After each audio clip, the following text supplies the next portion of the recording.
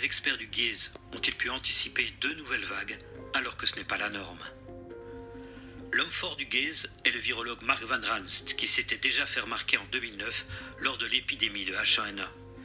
Il conseillait alors au gouvernement d'acheter des millions de doses du vaccin produit par GSK en étant lui-même rémunéré par la société pharmaceutique. Le vaccin acheté par la Belgique fut un flop, obligeant la ministre de la Santé à décommander un tiers des doses.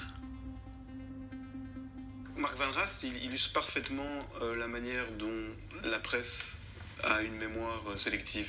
On sait très bien que lors de l'épisode de la grippe H1N1, il avait des conflits d'intérêts énormes avec GSK. Tout d'un coup, actuellement, on n'entend plus parler. Et c'est la même chose pour les autres. Et on va sans doute reparler de Mark Van Ranst dans 5 ans ou dans 2 ans. On va faire un article en disant « Mais regardez, il était payé par GSK ou par une autre. » Mais c'est toujours trop tard. Donc les médias ont toujours une longueur d'avance sur les intérêts privés, une longueur de retard sur le bien commun et nos intérêts à nous. Alors que je google Van Ranst, on m'envoie une vidéo qui me laisse sans voix. C'est une conférence donnée en 2019 par le virologue à Chatham House, un institut international très influent, un think tank. Van Ranst est invité à s'exprimer sur la gestion des pandémies. Il va raconter comment il avait réussi à instrumentaliser les médias lors de la crise H1N1 10 ans plus tôt. Van Ranst commence par déclarer ses conflits d'intérêts.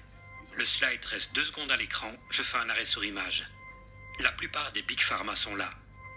Mark Van Ranst explique ensuite comment il s'y est pris pour mettre les médias dans sa poche.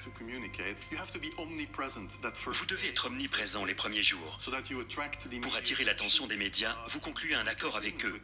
Vous leur direz tout, et s'ils vous appellent, vous décrocherez votre téléphone.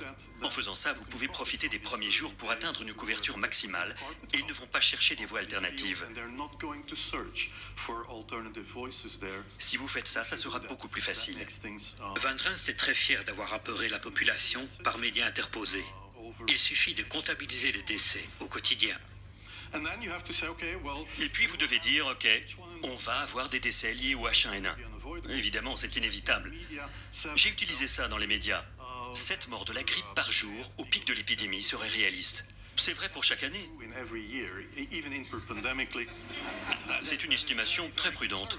Mais parler de décès est très important, parce que les gens commencent à se dire « Vous voulez dire que les gens meurent de la grippe ?» Et c'était une étape nécessaire. Monsieur Van Ranst a un certain sens de l'humour, ou un certain cynisme, c'est comme on voudra. Je lui ai adressé une demande d'interview, restée sans réponse. Celui qui conseille nos ministres